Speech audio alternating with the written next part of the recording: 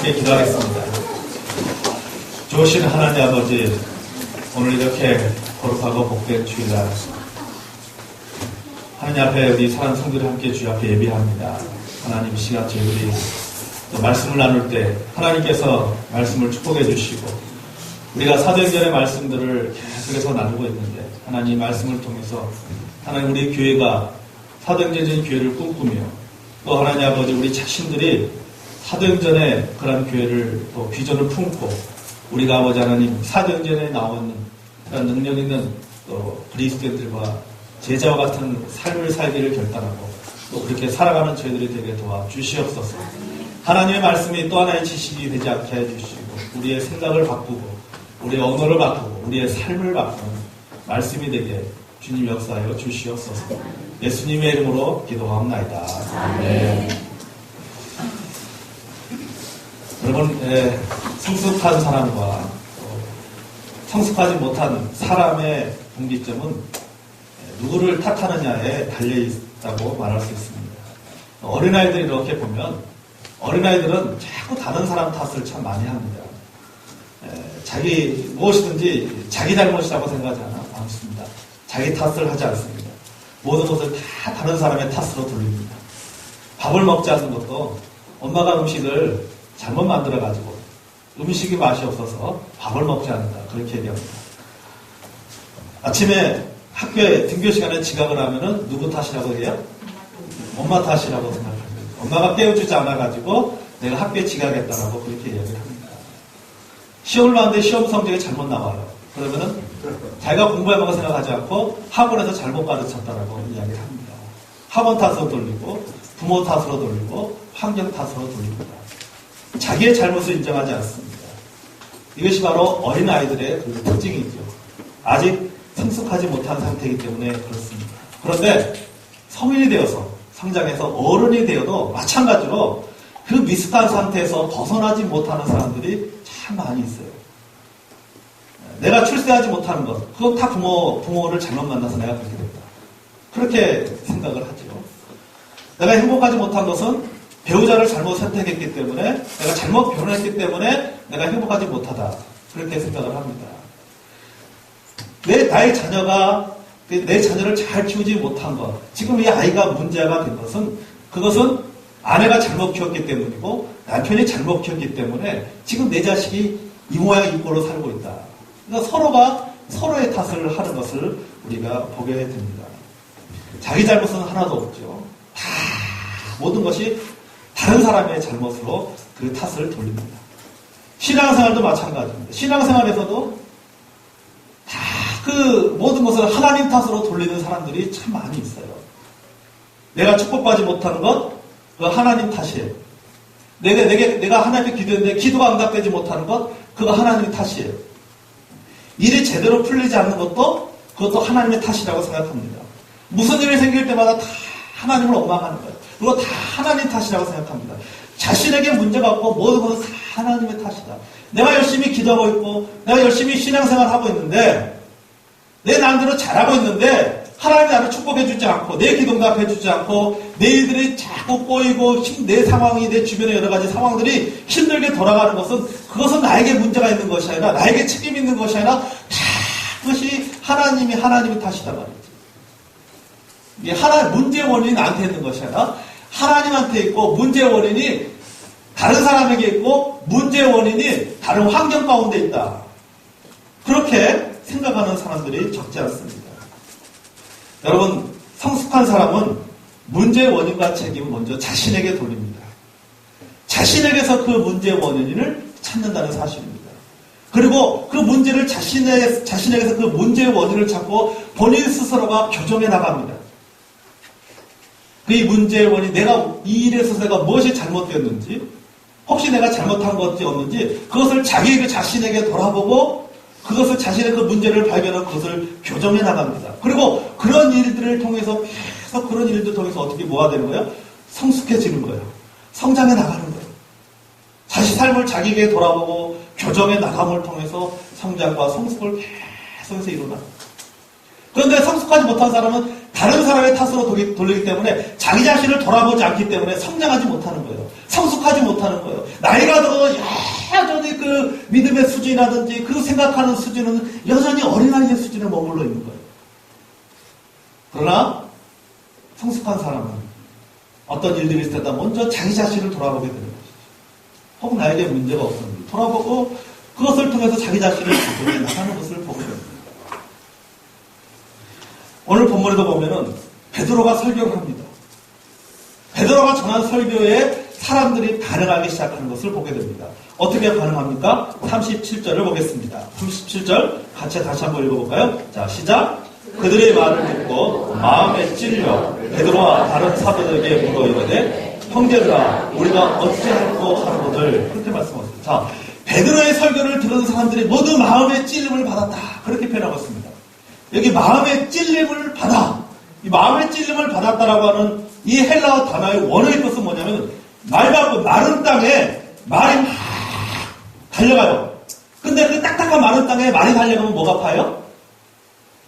말이 말자국에 의해서 말자국의 흔적이 남아요. 말이 지나가는 흔적이 남아요. 그런데 그 파인 말 발자국이 파인 그 깊이를 보면서 뭘 알 수 있어요? 이 말이 힘이 센지 약한지 그렇게 알 수 있어요.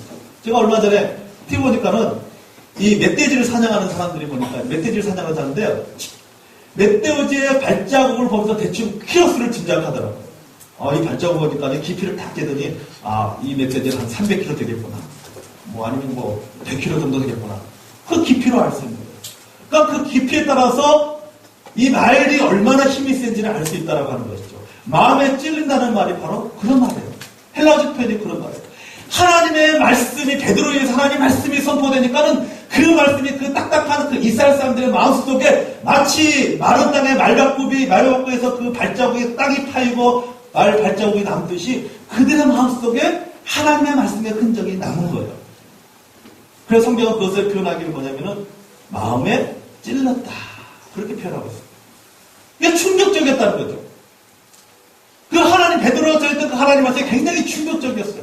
충격적일 수밖에 없죠. 그들은 누구를 기다렸습니까? 메시아를 기다렸어요.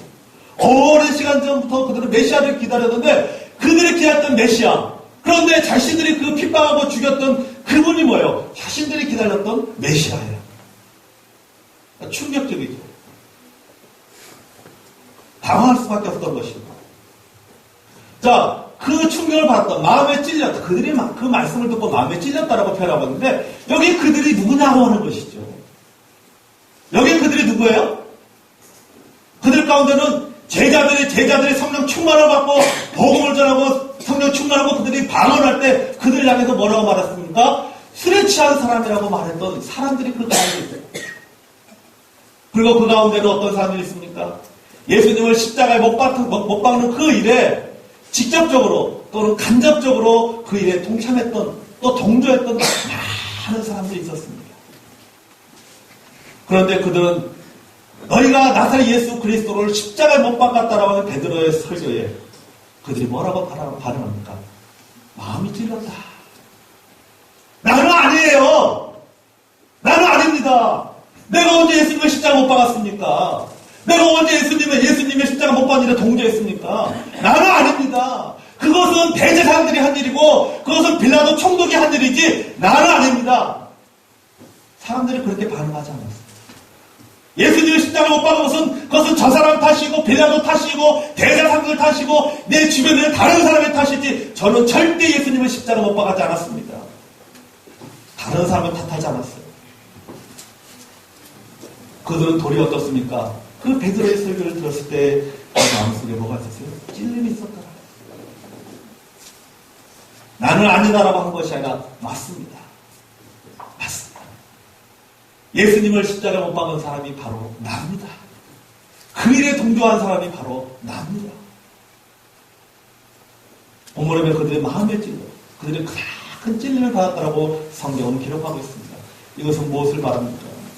그들의 양심이 살아있다는 증거예요. 많은 사람들이 하나님 말씀에 양심의 가책을 느낍니다.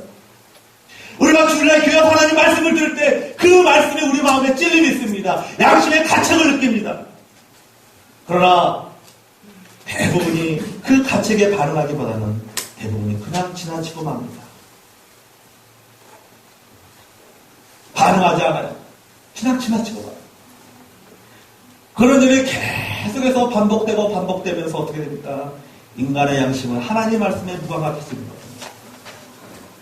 죽은 양심으로 전락해버립니다. 아무리 하나님 말씀이 내게 전파돼도 이제 더 이상 그 말씀은 내게 찔림을 주지 않습니다. 내 마음속에 말씀의 흔적이 남지가 않아요. 마치 말바꿈에서 땅에 파이듯이 그렇게 파야 되는데 아무리 하나님 말씀이 전해져도 내 마음속에 흔적이 남지 않아요. 말씀은 말씀이고 나는 나야. 말씀대로 말씀과 난 나대로 사는 거예요. 이런 일이 계속해서 반복되다 보면은 하나님 말씀에 무감각해지고 그 다음에 죽은 양심으로 전락해버립니다.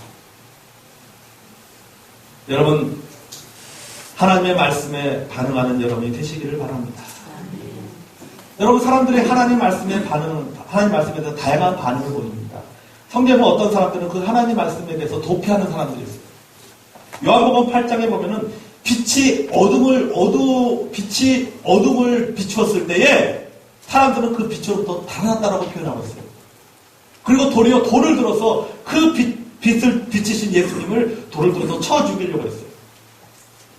어떤 사람들은 설교자를 핍박합니다. 사도행전 7장 54절 이하에 보면은 스데반 집사가 설교를 해요. 그 설교를 들은 사람들이 어떤 반응을 보입니까? 저희가 이 말을 듣고 마음에 찔려 그 다음 말을 그를 향하여 이를 갈거든. 이런 사람도 있어요. 하나님의 말씀을 듣고는 마음에 찔렸어요. 그럼 그 하나님의 말씀 어떻게 반응합니까? 일을 가는 거예요. 누구한테? 말씀을 전한 설교자에 대해서 일을 가는 거예요. 원수처럼 생각하는 것이죠. 스데반이 설교했는데 스데반의 설교를 듣고는 그들이 마음에 찔린 것까지 참 좋았는데 그것에 바르게 반응한 것이 아니라 일을 가는 거예요. 그 다음에 어떤 일이 뭡니까? 돌을 들어서 스데반을 쳐 죽입니다. 어떤 사람들은 회개하고 믿는 것을 뒤로 미루는 사람들이 있습니다. 사도행전 24장에 보면은 바울이 설교해요. 베르스 청도 앞에 설교합니다. 베르스 청도 앞에 설교하는데 설교 내용이 뭐냐면은 의에 대해서 설교합니다. 절제에 대해서 설교합니다. 장차 올 하나님의 심판에 대해서 설교합니다. 그 설교를 들었을 때 베르스 청독이 충격을 받습니다. 그런데 그가 뭐라고 말하냐면요. 그 말은 시방은 가라. 지금은 가라. 내가 틈이 있으면 너를 다시 부르리라. 지금은 내가 총독으로서 바쁘다. 네가 전한 하나님의 말씀 다 맞아. 아멘. 믿어. 맞는 말이야. 근데 지금은 내가 바쁘니까 내가 좀 이 총독 일을 다 하고 난 다음에 좀 마음의 여유가 있고 삶의 여유가 있을 때 그때 내가 다시 당신을 부르겠다. 바울 선생님 부를 때가 그때 와서 복음을 전해달라. 그렇게 얘기해요. 그리고 그게 뭐예요? 끝이에요. 그 하나님의 말씀을 맞다고 생각하는데 그 하나님 말씀에 대해서 어떤 마음에 찔림이 있는데 거기에 대해서 그것을 즉각적으로 순종하지 않고 그것을 다음으로 미루는 거예요. 베르스 총독은 다시는 바울을 부르지 않습니다. 그러나 어떤 사람은 하나님의 말씀을 듣고 심각하게 고민하는 사람들이 있어요. 그 말씀에 심각하게 고민합니다. 여러분, 그들은 희망이 있는 사람입니다. 저는 여러분이 희망이 있는 사람이 되시기를 바랍니다. 하나님의 말씀을 들을 때에 내가 어찌할꼬, 이 하나님의 말씀에 내가 어떻게 반응해야 되느냐, 내가 어찌할 거라고 반응하는 여러분이 되시기를 바랍니다.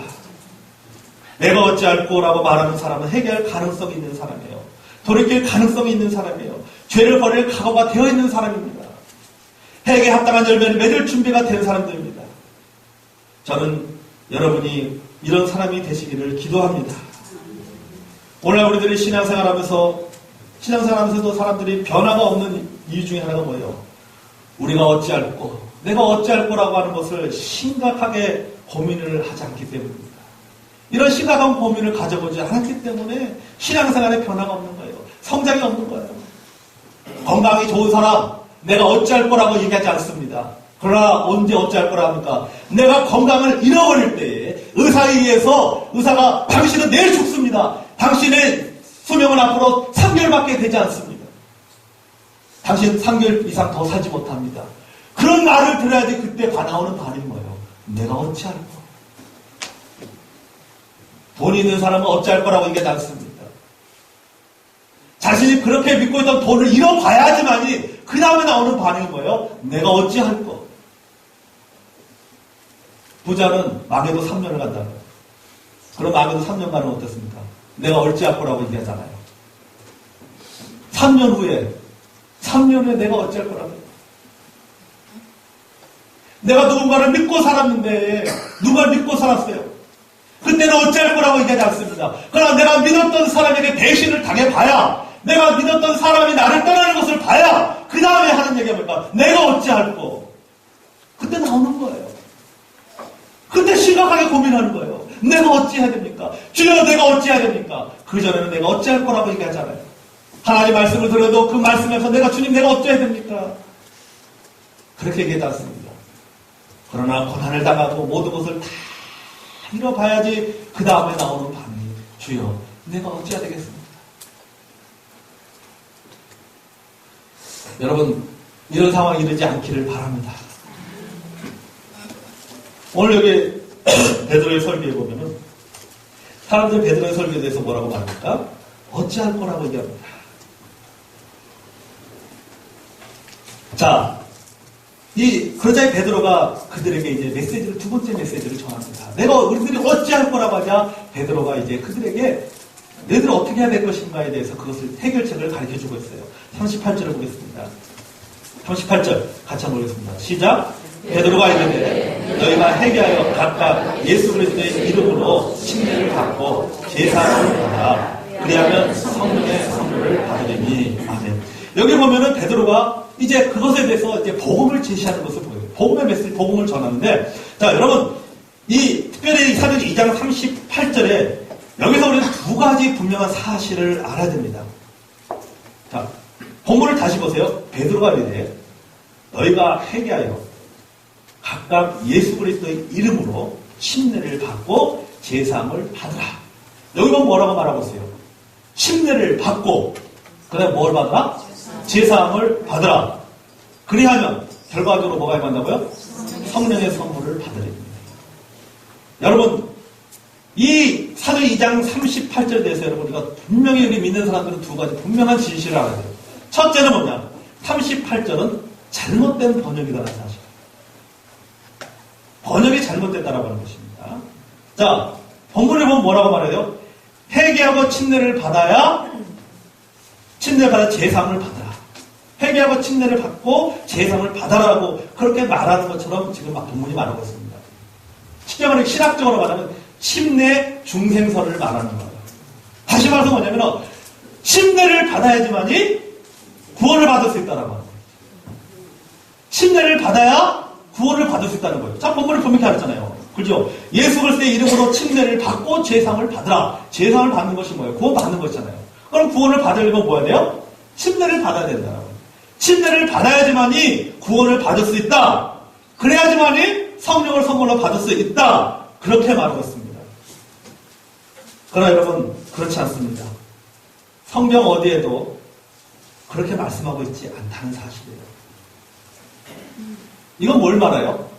원어에서 영어로 번역될 때에 번역이 잘못됐다는 거예요, 번역이. 자, 영어 성경에 보면요, 이렇게 표현하고 있습니다. 영어 성경에 보면 이렇게 표현하고 있어요. 좀 보여주세요.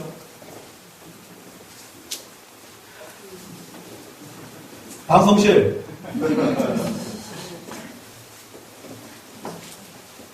자, 영어 성경은 첫 번째로 번역에 올리라고 했죠. 자, 영어 성경에 보면 뭐라고 발언했습니까?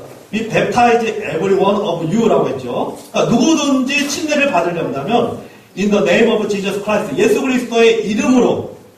그 다음에 뭡니까? 중요한 단어가 Paul이라고 하는 단어. 제가 영어로 이렇게 빨간색으로 놨어요. Paul the forgiveness of your sins라고 했어요. 다시 말해서 뭡니까? 당신의 죄사함을 받기 위한 목적으로 뭐래요? 예수 그리스도의 침례를 받아야 된다라고 하는 거죠. 무엇을 목적을 위해서? 제3을 받기 위해서. 그런 목적으로. 여러분, 이 폴은 뭘 목적을 의미하잖아요. 그죠? 목적을 의미하는 전치사입니다. 자, 그래서 위하여라고 이 뜻을 폴이라는 단어가 흔히 번역할 때 위하여라고 하는 것이죠. 위하여. 그러니까 제3을 받기 위하여 침례를 받아야 된다라고 하는 것이죠. 그 영어적인 표현을 그대로 빌리면은 그렇게 해야 한다는 것이죠. 그런데 여기서 이 폴이라고 하는 단어는 이 FOR, 이 폴이라고 하는 단어는 위하여라는 의미가 아니라고 하는 것이죠. on the ground of라고 하는 단어입니다. 무엇에 근거하여. 무엇에 근거하여. 그 다음에 because of예요.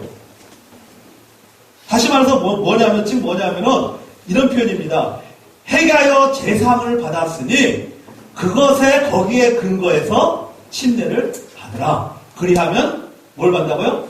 성령을 선물로 받으리라. 이게 바로 뭡니까? 이게 바른 번역이라고 하는 것이죠. 근데 이 번역이 잘못이 되어진 거예요. 그래서 많은 사람들이 오해하고 있는 거예요. 심지어는 우리 성화침례 교인들 자체도 구원받은 자체도 이 성경 구절을 오해를 하고 있어요. 이 성경 구절 이 문자적으로만 보니까는 이거는 마치 침례를 받아야지만이 구원을 받는 것처럼 그렇게 생각을 합니다. 그러나 그렇지 않다는 거예요. 성경 어디를 가더라도 너희들이 침례를 받아야지만이 구원을 받는다. 그런 표현이 성경 어디에도 없어요. 또 하나는 또 하나 우리가 알아야 될 사실이 뭐냐면, 그 당시에 종교적인 상황을 볼 때도 그것이 맞다라고 하는 것입니다. 자, 당시의 침례는 모든 사람들이 보는 앞에서 침례를 받았습니다. 사람들이 어디서 침례를 받았어요? 성경 보니까 사도행전 보세요. 물이 있는 곳에 가서 침례를 받았어요. 그죠? 물이 있는 곳에 침례를 받았습니다. 자, 그런데 보세요. 자, 지금 우리나라는 물이 어딘지 간지 물이 풍부합니다.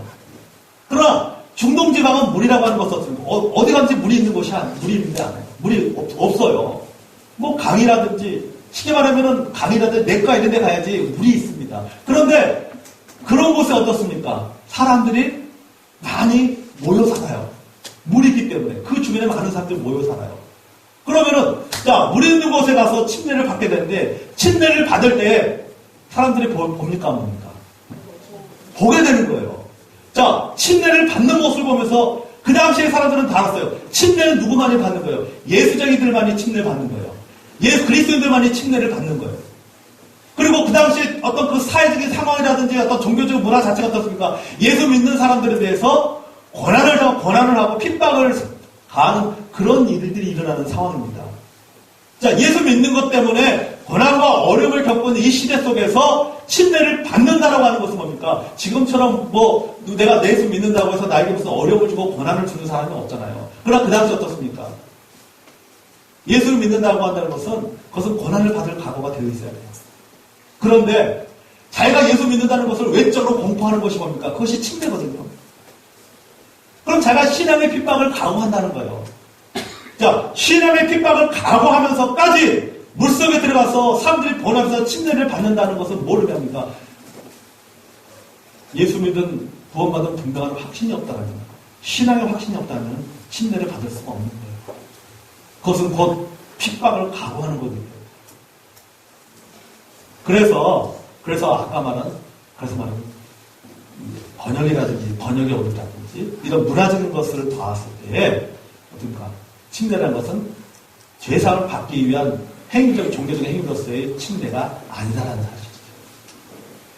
침례를 받아야지만 구원을 받는 것이 아니라 침례라고 하는 것은 구원받은 사람이 그 죄사함에 아까 본문에 정확히 하자면 회개하여 죄사함을 받았으니 그것에 근거하여서 침례를 받으라. 이것이 바로 사도행전 2장 38절에 올바른 해석이다라고 하는 사실입니다. 자, 이제 보겠습니다. 이제 본문 해석이겠습니다. 자, 베드로가 뭐라고 말합니까? 자, 38절 다시 보겠습니다. 베드로가 이르되 너희가 회개하여 먼저 회개해야 된다. 그렇게 말씀하고 있어요.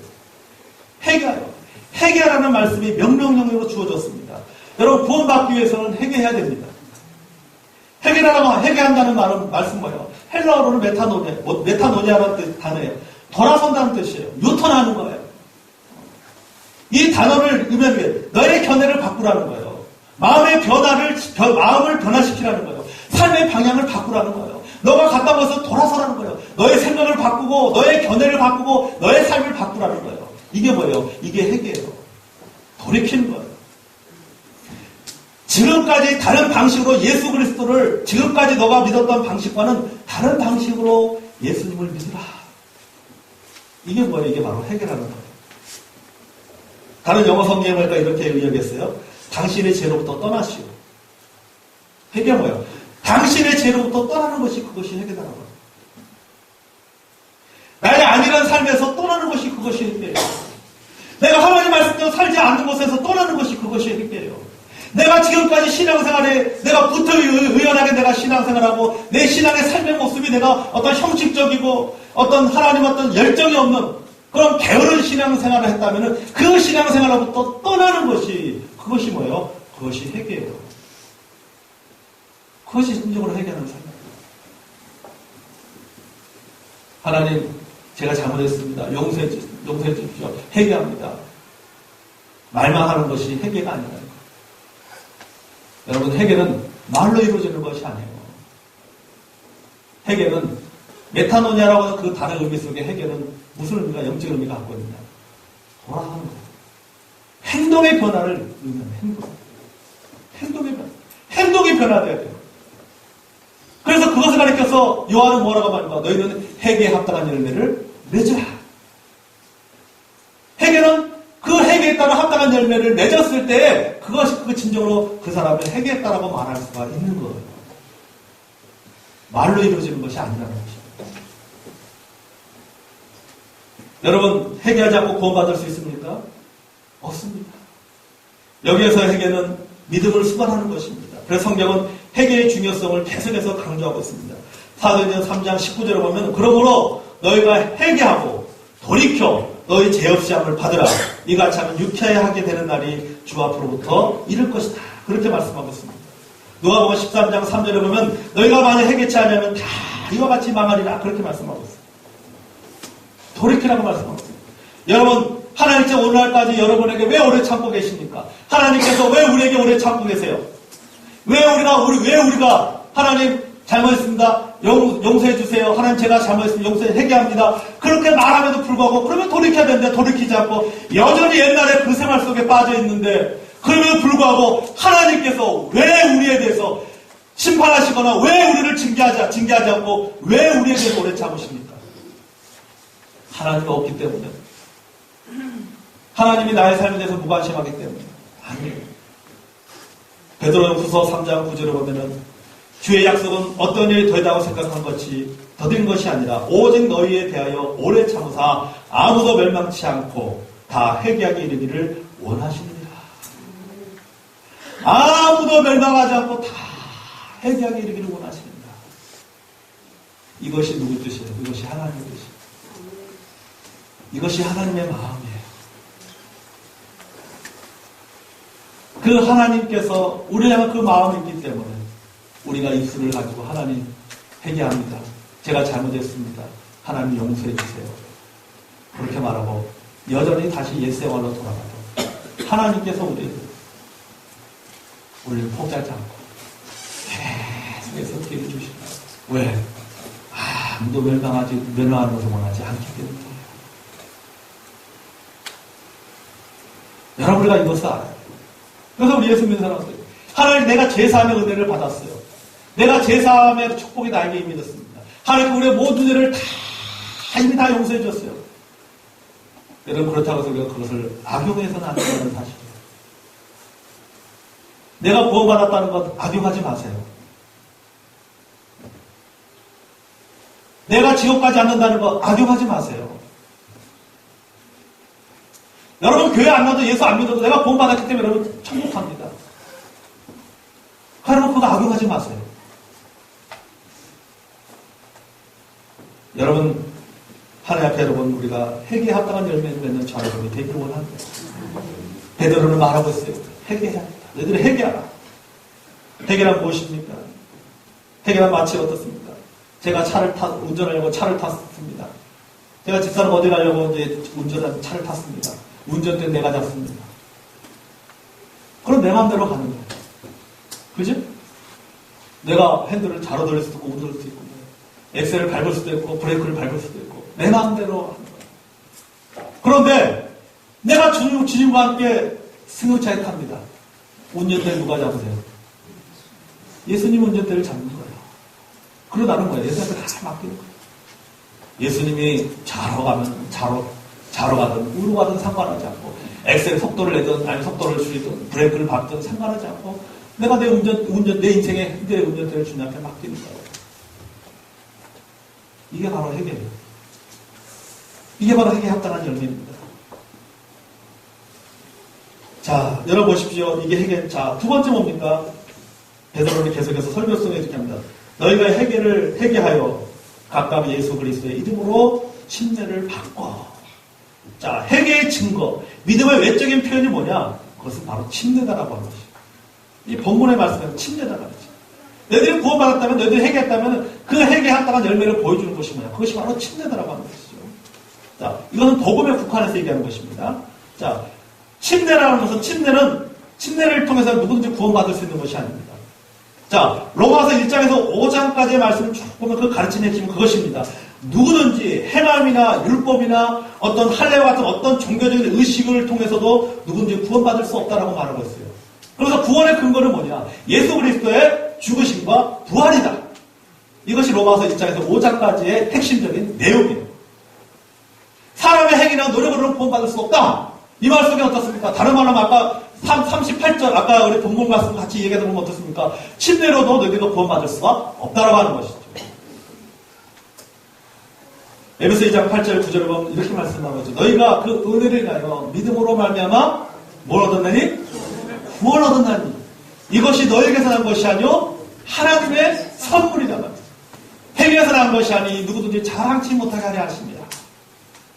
구원은 뭐라고 말씀하고 있어요? 하나님의 선물이다. 하나님의 선물이다. 로마 3장 23절 24절 모든 사람이 죄를 범했음에 하나님의 영광에 이르지 못하더니 그러나 그리스도 예수 안에 있는 구속으로 말미암아 하나님의 은혜로 값없이 의롭다 하심을 얻은 자 되었느니라. 여기 뭡니까? 하나님의 은혜로 말미암아.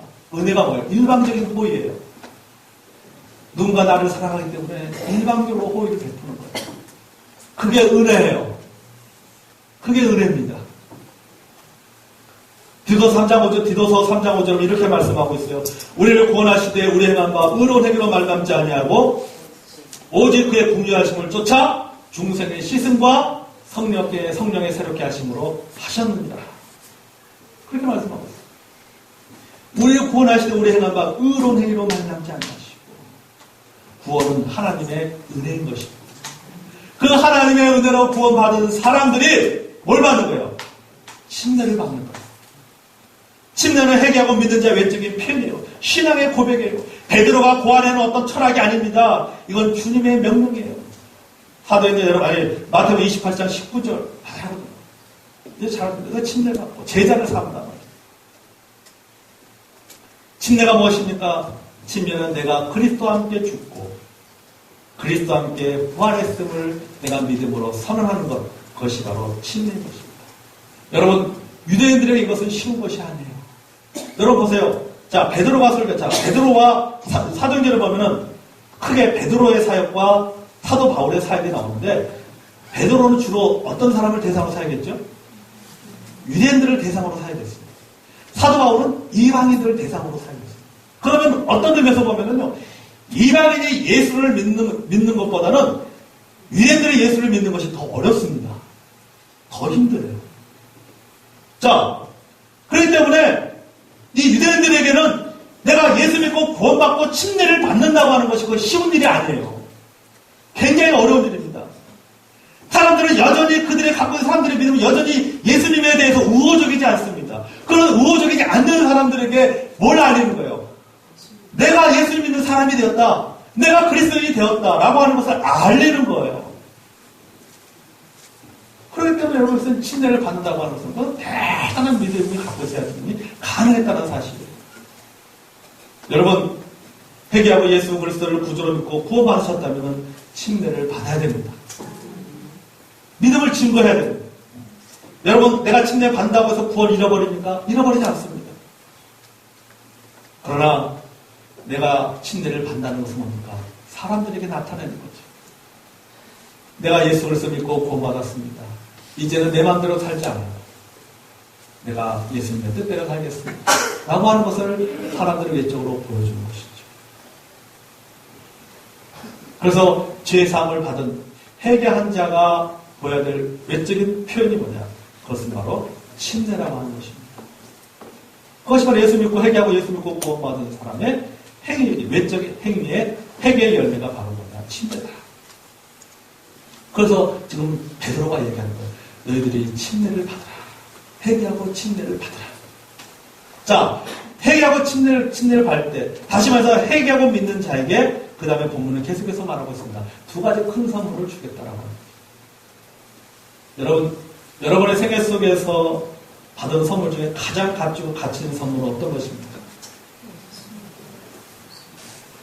여러분 회개하는 자가 회개를 통해서 어쩌면 큰 대가를 지불할 수 있었을 것입니다. 여러분 회개하는 자가 해결하게 됩니다. 그런 잃어버릴 수 있는 것이에요. 자, 여기서 유대인이 예수님에 대해서 우호적이지 않는 그런 유대인들의 그 사회 속에서 한 유대인이 예수님을 믿습니다. 예수를 믿는다는 것은 뭡니까? 회개해서 예수님을 믿는다고 하는 것은 그가 잃어버릴 수 있는 것들이 있어요. 예수 믿음으로 말미암아 잃어버릴 수 있는 것이거든요. 사랑하는 가족들이 떠날 수 있어요. 친구들로부터 왕따 당할 수 있어요. 또 어떤 경우 가족들로부터 어떤가 못된 자식으로 취급받을 수도 있어요. 여러분 그렇지 않습니까? 지금은 별로 그런 게 없지만은 옛날에는 많이 그랬어요. 옛날에 우리 한국에서 믿음의 선배들 어떤가 예수님 믿음 어떻습니까? 예수 믿음 어떻습니까? 집안에서 쫓겨나는 사람들도 많이 있었어요. 제가 알고 있는 어떤 그 믿음의 선배분들도 뭐 교회에 가려고 하면 막 집에서 몽둥이로 막 매맞고 말이지. 보라는 성경책 찍고 성경책 불태우고 말이지. 한 집안에 두 종교가 있으면 말이지. 집안이 망한다 그러면서 말이지. 이놈아 네가 언제 하나님을 아버지라고 그랬냐 말이죠. 네 아버지는 나중 말에 무슨 하나님 네 아버지냐 말이야. 그러면서 말이죠. 그런 일들이 많았어요. 지금 중동지역은 어떻습니까? 지금 이슬람 지역에서 어떤가? 예수를 믿는다고 하는 것은 뭡니까? 목숨을 내놔야지만 예수를 믿을 수 있어요.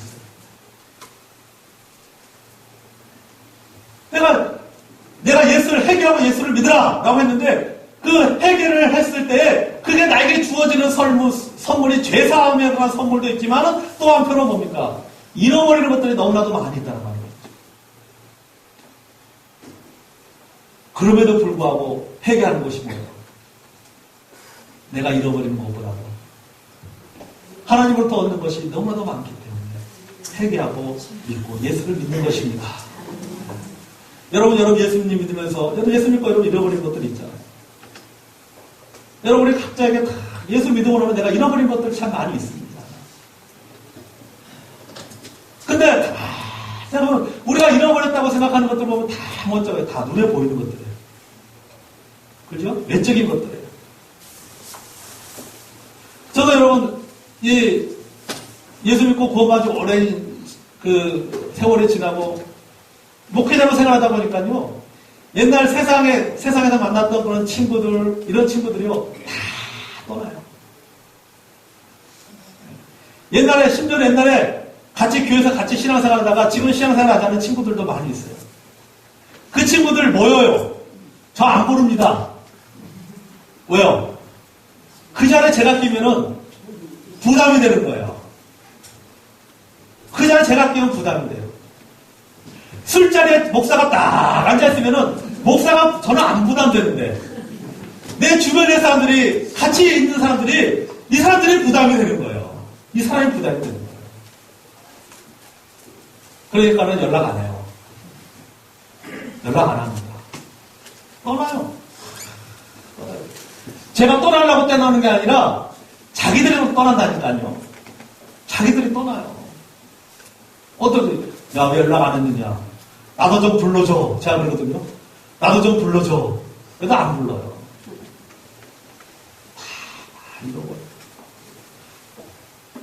그래도 내 안에 기쁨이 있어요. 그래도 행복합니다. 왜요? 하나님 주시는 그 축복이 더 많기 때문에. 내가 잃어버린 것보다도 내가 얻는 것이 더 많기 때문에. 여러분, 그러니까 예수 믿는 거 아닙니까? 그러니까 예수 믿는 거죠. 여러분, 하나님께서 회개하는 자에게 어떤 선물을 주셨습니까? 오늘 본문에 보니까는 죄사함을 받는다. 죄사함의 선물을 주셨습니다. 누구든지 회개하고 믿는 자는 죄사함을 받는다. 성경은 그렇게 말씀하고 있습니다. 시편 103편 12절에 보면은 동이서에서 먼 것 같이 우리의 죄가를 멀리 옮기셨다. 동이서에서 먼 것 같이. 여러분, 동쪽과 서쪽에 만날 수 있습니까? 만나지 못한 것처럼 하나님께서 동쪽에서 내가 동쪽에 지은 죄를 들어가지고 서쪽으로 옮겨놨다는 거예요.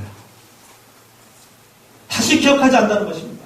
미가서 7장 19절에 보면 다시 우리를 긍휼히 여기셔서 우리의 죄악을 발로 밟으시고 우리의 모든 죄를 깊은 바다에 던지셨다. 깊은 바다 속에 우리의 죄를 다 던지셔버렸다. 그리고 우리의 죄를 어떻게 말해요? 다 밟아버렸다. 밟아버렸다는 것이 뭘까? 흔적을 남겨놓지 않았다는 거예요. 흔적을 남겨놓지 않았다. 이 말은 뭡니까? 하나님께 우리 죄를 다 용서해줬다. 여러분, 이보다 더 큰 축복이 어디고 더 큰 선물이 어디 있겠습니까? 그래서 이게 바로 제사함의 은혜예요. 이게 바로 제사함의 축복이에요. 예레미야 31장 34절에 보면 내가 그들의 죄악을 사하고 다시는 그 죄를 기억하지 아니하리라. 나 여호와의 말입니다. 저는 이 말씀이 참 축복이 돼요. 무슨 말이냐면 나 여호와의 말입니다. 다른 사람이 아니라 나 여호와의 말입니다. 내 이름을 걸고 내가 말한다. 내 성품을 걸고 내가 말한다. 내가 다시는 너희들의 죄악을 기억하지 않는다. 우리들은 기억하잖아요. 우리들은 기억하거든요. 우리 하나님 앞에 어떤 죄를 범했습니다. 하나님 앞에 회개합니다. 하나님께서 우리 죄를 용서해요. 그래도 우리는 그 죄에 대해서 기억해요. 기억합니다. 근데 하나님은 어떻습니까? 기억하지 않아요. 하나님은 완전히 삭제를 시켜버린다는 사실. 다시 말하면 완전히 포맷시켜버립니다. 완전히 포맷시켜버립니다. 어떤 사람들은 이 제3의 축복을 얻기 위해서 스스로 고행합니다. 그러나 그런 사람들은 죄 용서의 감격을 바꿀 수 없습니다. 여러분, 죄사함은 하나님의 선물입니다. 여러분, 내가 죄사함 받고 하나님의 자녀가 된 것에 여러분 감사하시기 바랍니다. 그래서 여러분, 히브리서 보면 이 구원을 어떤 구원을 큰 구원이라고 표현했어요. 큰 구원이죠. 작은 구원이 아니라 큰 구원. 내가 구원받은 것은 우리가 단순히 구원을 하는 그것은 큰 구원입니다. 대구 콘서트의 편들은 죽어봐야 그때 아는 거지. 지금 이렇게 큰 구원이라는 걸 별로 느끼지 못하지만 죽어봐야 내가 이제 야, 구원받는 것이 얼마나 큰 축복이야. 그래. 뿐만 아니에요. 뭐라고 하니까 그리하면 성령을 선물로 받으리라. 성령을 선물로 주십니다. 여러분, 우리 주변에는 훌륭한 사람들 참 많이 있습니다. 훌륭한 친구들 많이 있습니다. 내가 어떤 어려움을 당할 때, 내가 어떤 문제가 있을 때, 내 옆에 다가와서 어떤 것들을 조언해 줄 수 있는 많은 사람들이 있습니다. 그러나 여러분, 이들보다도 더 나에게서 가장 훌륭한 친구, 내가 문제가 있을 때 그 문제에서 해결책을 나에게 가장 정확하게 가르쳐주고 가이드해 줄 수 있고 조언해 줄 사람은 누구예요? 바로 내 안에 계신 성령이라는 사실입니다. 성령은 여러분, 이보다 더 훌륭한 인생의 상담자가 없습니다. 성령님은 어떻게 나의 카운셀러, 보혜사 성령. 그래서 뭘까? 보혜사 성령. 나의 카운셀러. 성령은 나의 상담자입니다. 그분은 나의 모든 것을 가르치시고 생각나게 하시고 깨닫게 하시고 위로하시고 인도하십니다. 여러분, 하나님 앞에 감사하시기 바랍니다. 내가 예수 믿고 회개하고 구원받음으로 말미암아 하나님께 나에게 뭘 줬어요? 죄사함의 선물을 주시고 뿐만 아니라 나에게 뭘 주세요? 성령님을 나에게 선물로 주셨어요. 여러분, 그것이 얼마나 축복입니까?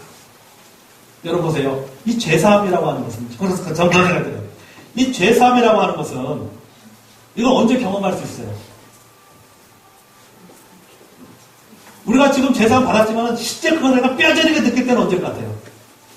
죽어봐야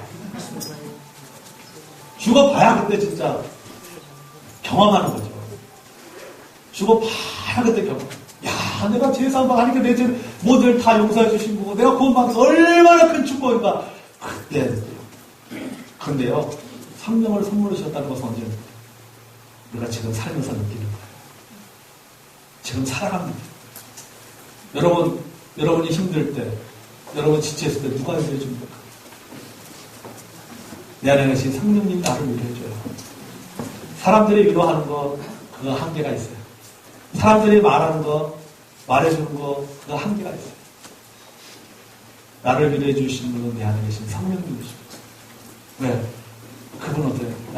그분은 나의 모든 걸 다 알고 있기 때문에 내가 뭘 겁내는지, 내가 무엇 때문에 내가 슬퍼하는지, 내가 무엇 때문에 외로워하는지 다 알고 있어요. 그 성령님이 어떻습니까? 나를 위로해 줘요.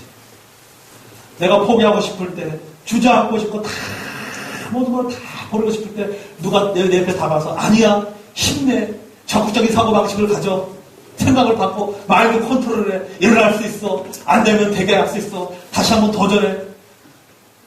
그래서 일어나지 않습니다. 언제가요? 내가 포기하고 싶을 때 주저앉는데 성령님께서 내 안에서, 내 마음을, 내 안에서 세밀한 음성으로 나를 들려주신 거예요. 다시 일어나라. 다시 일어납니다. 그래, 네가 잃어버린 것보다도 생각해봐라. 네가 가지고 있는 것이 더 많지 않나. 너가 상처받은 것과 그거 가지고 아파하는 건 생각해봐라. 너가 상처 준 사람도 얼마나 많은가. 내가 불행한 생각하는데 너가 불행한 생각하는데 한번 가만히 한번 생각해봐. 너가 진짜 그렇게 불행해? 네가 진짜 그렇게 불행하다고 생각해? 한번 생각해봐. 곰곰이 생각해봐. 돌아봐. 너의 인생을 한번 지나온 너의 삶을 돌아봐. 그리고 내 주변을 봐봐. 누가 다시 나를 이렇게 세워주십니까? 성령님 나를 다시 이렇게 세워주세요. 그래서 여러분, 우리가 구원받으면 하나님께 우리에게 가장 큰 선물 중에 하나가 뭐냐? 바로 성령님 나를 사주세요. 우리잖아. 따스한 성령님. 그죠? 성령님은 타세요. 나를 위로해줘요. 여러분, 그러므로 여러분 나에게 나의 죄사함을 주시고 성령을 선물로 주신 하나님께 영광을 돌리는 자 여러분 되기를 원합니다. 자, 그렇다면 여러분 이제 베드로의 설교는 이런 내용입니다. 그렇다면 이미 구원받고 침례받고 성령을 받은 우리들이 이 말씀을 통해서 어떤 교훈을 얻어야 될까요? 자, 베드로가 유대인들에게 했던 이 본문의 말씀을 통해서 이 본문의 핵심의 내용은 이런 내용이었습니다. 너희들이 회개하고 너희들이 죄사함을 받고 그 근거로 너희들이 침례를 받으라. 그래야만 성령을 선물로 받으리라. 성령을 선물로 받으리라. 그렇게 말씀하셨어요. 자, 그렇다면 이미 구원받은 우리, 이미 제사함 받은 우리, 이미 성령을 받은 우리들은 그러면 어떻게 살아야 되는가? 결론적으로 말하는 것입니다. 여러분, 우리 예수 믿고 구원받은 사람, 제사함 받은 사람, 내 안에 성령이 있는 사람, 누구 탓하지 마세요. 원인을 자기에서 찾고 회개하시기 바랍니다. 돌이키시기 바랍니다. 여러분 주보 안에도 제가 그런 내용을 썼습니다. 여러분 지금 여러분의 나이가 몇 살입니까? 저요 30살인데요. 그럼 당신은 30년 된 죄인입니다. 50살인데요. 그럼 50년 된 죄인입니다. 전 60년 살았는데요. 그럼 60년 된 죄인이에요. 여러분 그렇게 생각하고 살아야 돼요. 제 나이 49입니다. 몇 년 된 죄인이에요? 49 된 죄인이에요. 49년 산 죄인이에요. 49년 된 죄인이에요. 49년 된 죄인이에요.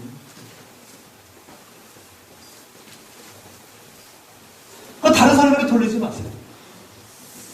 내가 산 만큼, 내가 지금까지 산 만큼, 내가 그만큼 죄인이에요. 여러분 보세요. 사람이 나이가 들면 들수록, 나이가 들면 어떻습니까? 살다 보면 어떻습니까? 내가 잘못 살 때 참 많이 있어요. 그죠? 실수할 때 얼마나 많습니까? 그것이 의도적이든 의도적이지 않든 간에 실수할 때가 참 많이 있어요. 제가 그제 금요일날 저녁에 장례식장에 그 문상을 봤었는데, 제가 옛날에 서울에 도학교에 있을 때 거기 집사님이 했던 어머님이 92세 연세로 이 부산에 딸내 집에 오셨다가 밤에 주무시다가 주님의 품으로 들어가셨어요. 거기서 장례식 갔어요. 거기가 이제 뭐 손자, 손녀들 다 왔는데, 거기 이제 그 집사님 그 딸이 이제 지금 덕소성서 침례교에서 거기서 피아노 반주자를 잤는데, 근데 그랬어요. 너 기억이 나니? 내가 전도사 시절 때 너가 나한테 편지를 줬는데, 내가 그 편지를 다 읽고 나서, 모아놓다가 책상 정리하면서, 1년에 한 번 책상 정리하면서, 이제 그걸 정리한다고 하는 건 그걸 이제 불필요하다 생각 다 찢어가지고 슈터에 다 버렸어요. 그런데 슈터에 버렸는데 그 주간에 교회 대청소하는 날이었어요. 교회 대청소를 하다가 이 슈터에서 그 자매가 그 편지를 발견한 거예요. 그러니까 상처를 받은 거예요. 그래가지고 내가 목사한테 전사한테 편지를 줬는데 전사님 그 편지를 읽고는 그걸 다 찢어가지고 슈터에 버린 거를. 그걸 이제 수리통 버리다가 이제 보니까는 내가 전사한테 준 편지가 여기 있네. 그래가지고 상처가 돼가지고 한동안요, 저를 볼 때마다 막 째려보고 말이죠. 제가 그 얘기를 했어요. 장례식 가서. 너 그거 기억이 나니? 근데, 그런 일도 있었어요? 그러더라고, 본인은. 나는 기억은 나는데, 그래서, 야, 하나님, 그러면 하나님 똑같은 것 같아요. 그죠? 하나님 기억나세요? 근데, 하나님 어떻습니까? 그런 일도 있었어? 네, 그러니까 제가 말하고 싶은 건, 우리가 살다 보면요, 그렇게, 그 사람, 그 자녀가 미워가지고 편지를 찍고 그런 게 아니란 말이죠. 그러니까 내가 의도하지 않아도 누군가에게 상처와 아픔을 줄 수 있다라고 하는 거죠. 그러니까 나는 원인이 아니다. 그렇게 생각하지 말라는 거예요. 나이가 들면 들수록 우리는 죄인이 될 수밖에 없다는 거예요. 그러니까 자꾸 다른 사람 탓하지 마세요. 누구 때문에 그랬다, 어떤 환경 때문에 그랬다, 뭐 때문에 그렇게 하지 마세요. 주님 앞에서 주여, 저는 50년 된 죄인입니다. 주님, 저는 60년 된 죄인입니다. 그렇게 살 때 어떻습니까? 나는 내가 죽는 거예요. 그리고 누가 사는 거예요? 예수가 사는 거예요. 여러분, 침례가 뭐예요? 나는 죽고 예수가 사는 게 침례 아닙니까? 그죠? 나는 죽고 예수가 사는 것이 침례. 내가 죽어야지 예수님이 사는 것입니다. 여러분, 하나님 말씀을 듣고도 하나님 말씀에 찌르러 바꿔도 이런 돌이키지 않는다면 그 믿음의 양심은 죽은 거예요. 살아있으나 죽은 믿음을 가진 그리스도인이 되는 것입니다. 그러므로 여러분, 회개하시기 바랍니다. 가책만 느끼지 마시고 돌이키는 저 여러분이 되기를 원합니다.